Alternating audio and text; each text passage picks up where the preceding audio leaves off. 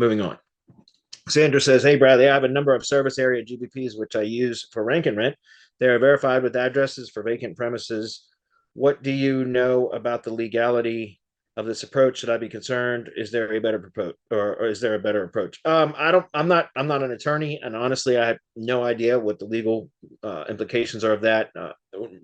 I have never worried about that because I usually get a doing business as for the brands that I'm using for lead gen. So they're fictitious names that are registered to my LLC, right? So my main corporation.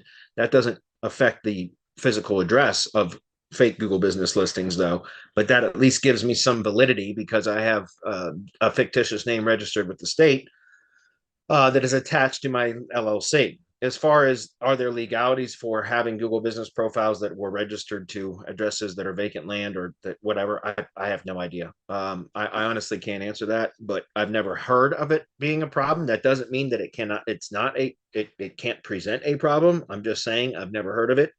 I've never heard of anybody ever experiencing any kind of legal issues for that. So the only thing I've seen happen was when, like in the past when we used the pin drop method and things like that to register Google business profiles, which is very difficult to do, if not impossible now. Back then, I would recommend to people to, first of all, make sure the address is unpublished, and number two, to not set up citations or business directory listings when you had when you were using somebody else's address that you didn't have permission to use. Because what happens is, and what happened then was, especially with citations, when you start registering a physical address, then that physical address will start to get mail, like U.S. mail, physical mail, sent to that address because of the type, like, because you basically, when you register on business directories, you are adding yourself to mailing lists, both email, so electronic mail, as well as physical mailing lists. And so you'll start getting that address will start receiving solicitation type of mail that's addressed to the business name that you registered to that address, if that makes sense.